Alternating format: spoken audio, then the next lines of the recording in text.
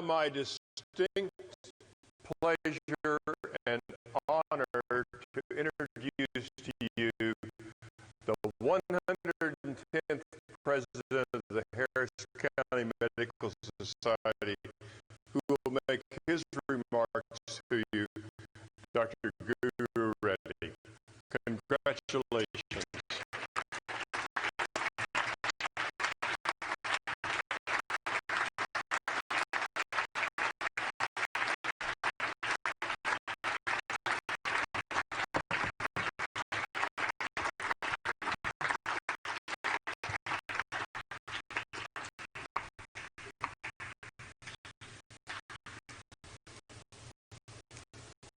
Master of Ceremonies, Professor Maddox, Congressman Brady, Honorable Consul General of India, Sri Sanjeev Arora, elected officials, distinguished past presidents, fellow physicians, ladies and gentlemen.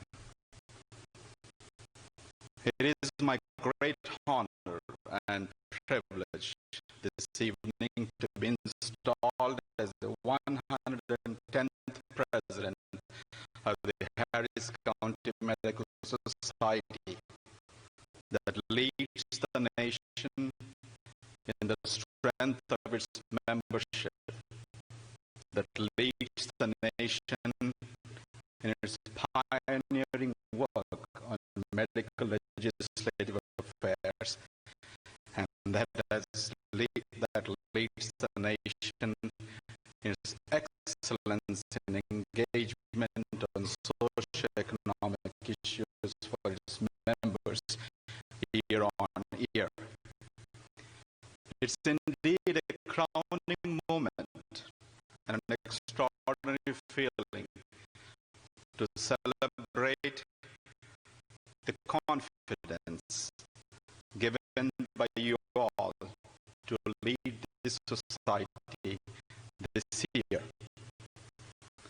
It is also an extraordinary moment tonight because I am celebrating another unique and historical distinction of being the first Asian and first Indian president of this great society.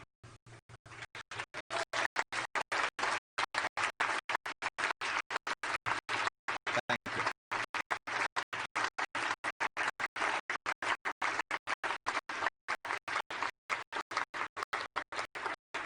We have entered a tumultuous phase in the history of medicine in the United States. The tumult, as we reckon, the epidemic of change as we face, the challenge as we surmount. There is a growing sense of uncertainty that has gripped our souls and hearts across all sections of the medical community. As custodians of healthcare, we have mastered the enviable art of caring, comforting, and curing our patients all our lives. This great skill set being born after a long and painstaking medical education, a grueling internship and resident training, and an emotional intellect of compassion and giving. This characteristic triumvirate of qualities has put this profession at the top of all professions not only in this country, but in many nations of the world. And this characteristics triumvirate qualities has given the citizens of our country, the voters, year on year, as the best profession, a distinction that truly remains unparalleled and enviable. Fellow physicians, unfortunately, our landscape is changing at a remarkable speed that many of us realize. We have been asked today to change the canvas, to change the paint, and change the brush all at the same time, to paint a new landscape in the pursuit of practice of medicine in America. The train of healthcare economics has disdainfully singled out the bogey of doctors as the heavyweights, and being traumatized from all directions to derail us. But those of us who understand healthcare economics realize that we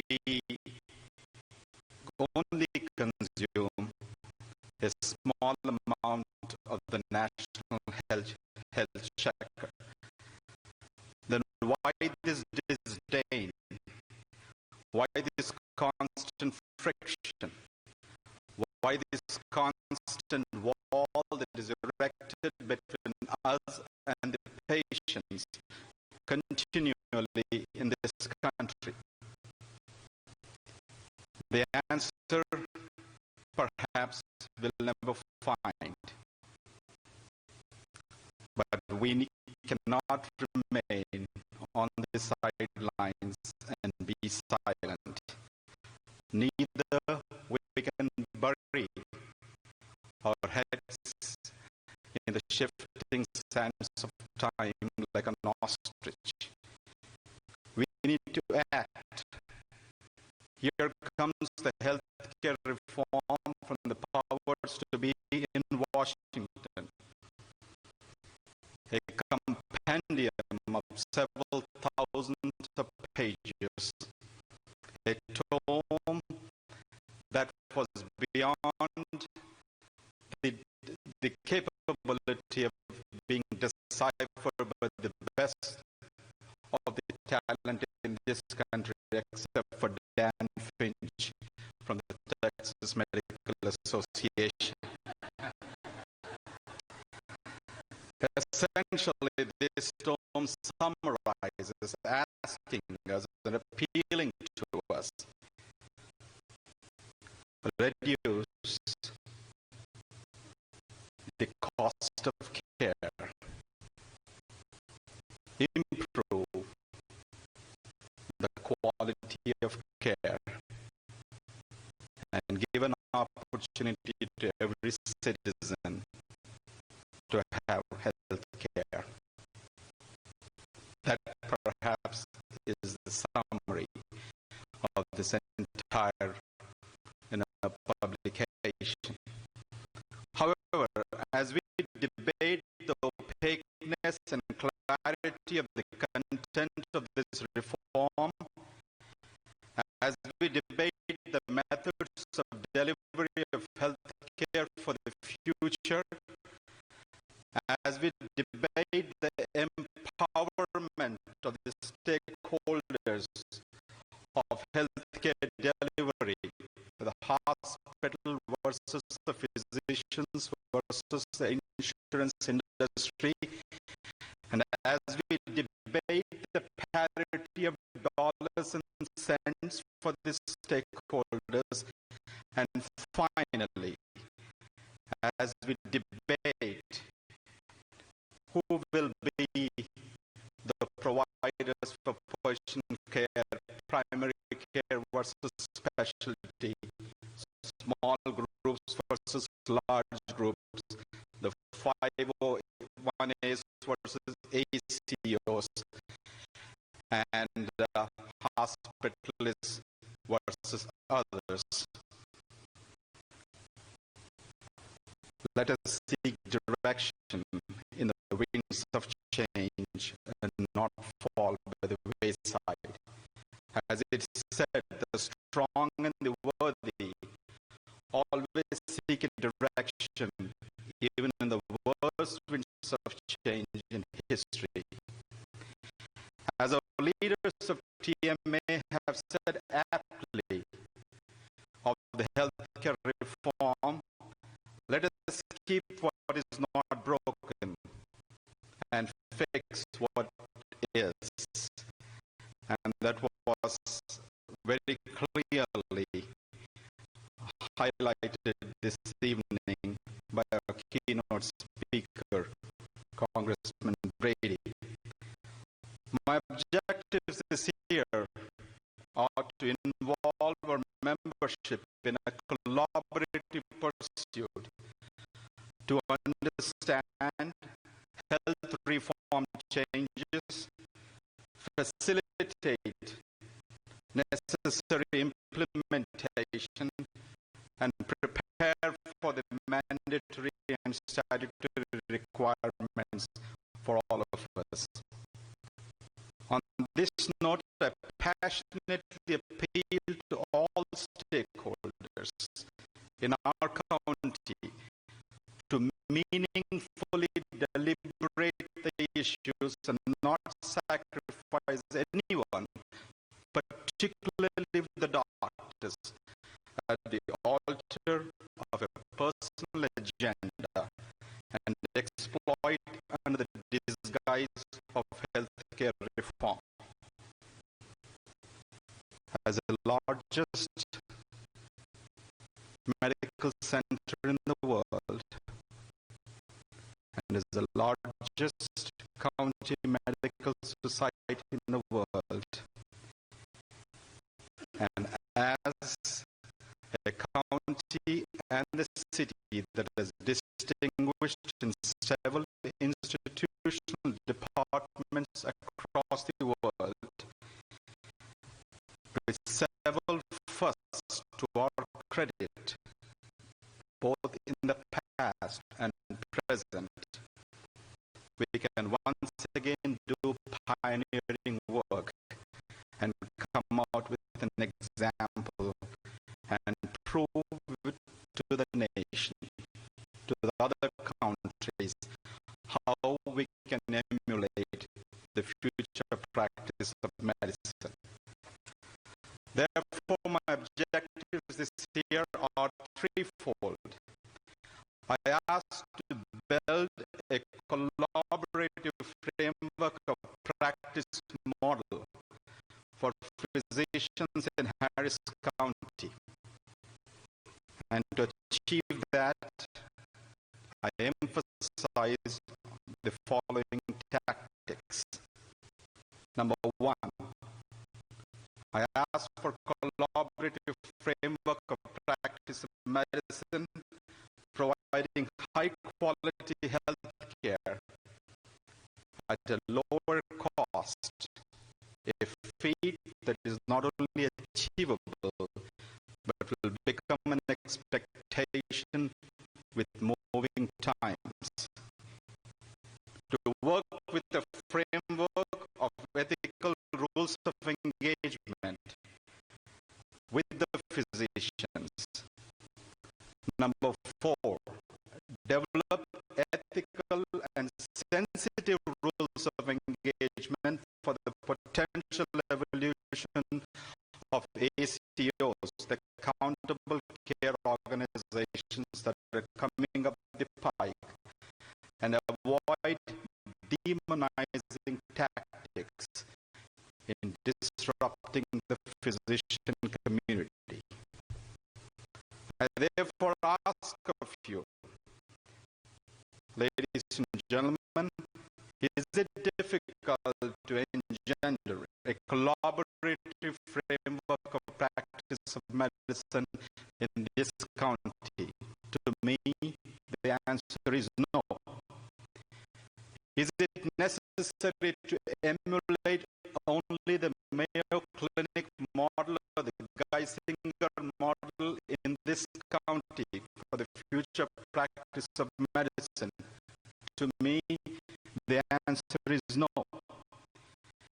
Is it necessary to stifle the freedom of the independent practitioner and the small groups by circumventing the corporate law of medicine in Texas by clever construct of legal entities? To me, the answer is no. And finally, should academic institutions work in isolation without bridging the community? Physicians, to me, the answer is no. Fellow physicians, the time could not have been more opportune than now in the history of our nation and our county to take this leadership in providing a collaborative framework of practice of medicine and develop a model for the 11,000 physicians in this county, so that others can again take this as an example, as we have done so many times in the past. I feel strongly there is nothing utopian about this. There is nothing dreamlike about this, and there is nothing impossible. As long as we can talk, we can engage, and we can bury our egos. Let us therefore come to the table and rewrite the rules of this engagement for a new landscape, on a new canvas, with a new paint and a new brush. My second objective this year is to provide the members with education and information to assist in their evaluation, implementation, and utilization of electronic health record system, as Dr. Gilmer has alluded to. I can vouch for the benefits of the electronic health record system. We were one of the first practices in the state of Texas in the year 2000 to completely transform our clinical and official operations into a paperless system. And I can vouch the benefits of that. My fellow group physicians we all realize the significant benefits which are incredible. And we also redeem the capital at a very short notice.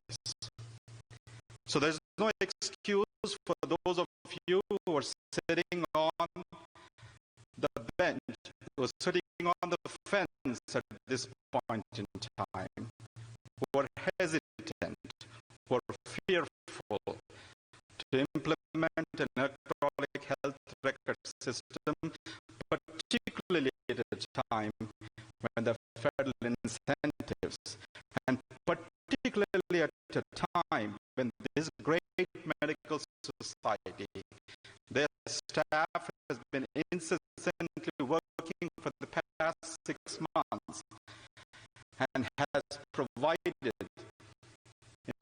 many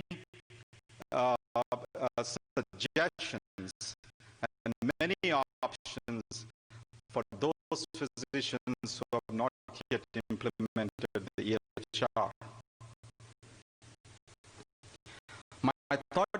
My third and last objective is to continue to perfect the liability reform in Texas. We cannot give this up. It was earned very painfully, as Congressman Brady has alluded to the fact. At a time when our physicians were living by the drowse, we have 26,000 new physicians who enter the state of Texas by a medical liability reform. So we have to constantly watch and make sure we preserve what we work for. Physicians and Texas board relationships should undergo further refinement in all aspects, and that will be one of our key goals. And the County Medical Society has already engaged continually with the Texas Medical Board with regards to avoiding adversarial relationships with physicians. My final reflection: every industry in America, every Fortune 500 company in this country is embracing the globalized world, is embracing the globalized theme, and they're churning also huge profits. I believe the healthcare industry will soon explore this frontier to be competitive, profitable, and identify new resources, particularly on the front of medical education, training, and technology. In conclusion, I would like to quote what my office manager constantly reminds me of, this famous quote from Frank Lloyd Wright. I know the price of success, dedication, hard work, and an unremitting devotion to the things you want to see happen. I thank you once again for giving me this opportunity to lead the society, and look forward to representing you all on several of the issues. At this point in time, I'd like to acknowledge some people here in the audience. First of all, I'm going to begin with my mentors, Professor David Graham and his wife Janet Butel, who is here today. Dr. Graham, I would like to stand for a moment, who is at that table.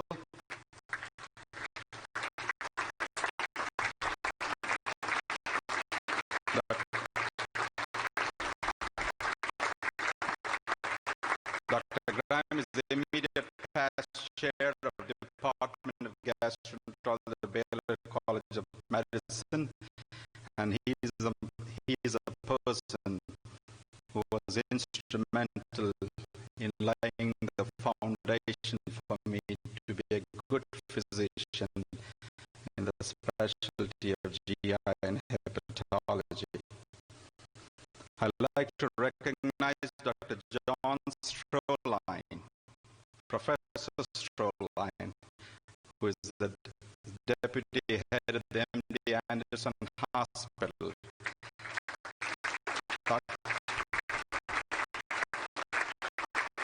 Dr. Stroline, you taught me the bedside manners and you helped me to work on, effective patient communication. I owe that to you. Thank you so much for being here. I'd like to recognize Dr. Norman Sussman and his wife Daphne Sussman.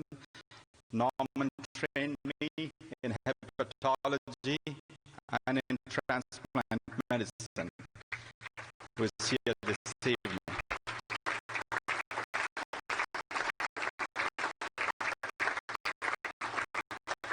And I would like to least but not the least, but not the last. Sorry about that. I'd like to thank you, Dr. Ken Maddox, who is also one of my mentors, who constantly brainstormed and challenged. And it was always a tough task to get through his meetings and his presentations. But thank you for that. I would not have been a better person without that grueling task that you had.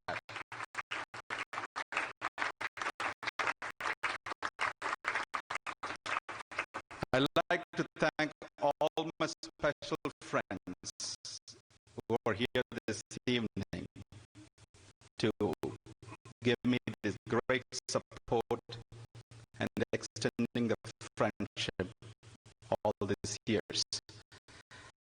I'd like to recognize my colleagues and my office staff who is here tonight. I'll just ask them to please rise for a moment. All my colleagues and office, my partners, my office staff.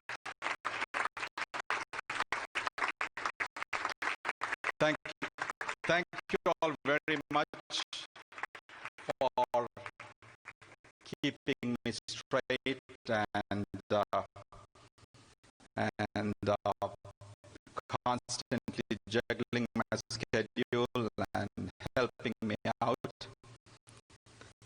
And appreciate all that you have done over the years and continue to do for me. Finally, I'd like to thank all my family members who are here tonight.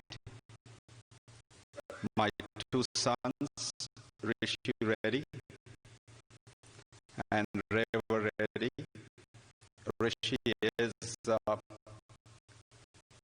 ex-investment banker who has now his own business and entrepreneur. Reva is at the Wharton School of Business, doing a dual degree in life sciences and business. My beautiful daughter could not be here this evening. She's taking her exams, and hopefully that she will get to hear me out. I truly miss her.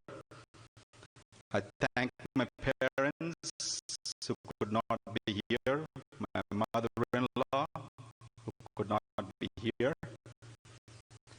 And finally, I would like to acknowledge and thank my beautiful wife. Without her, I could not have done anything, that I've done in my life. She is amazing. She has been a constant source of inspiration. She has been truly my backbone, and she always held my hand and helped me walk straight. Ladies and gentlemen, with this, I thank you all once again, and thank you for being here.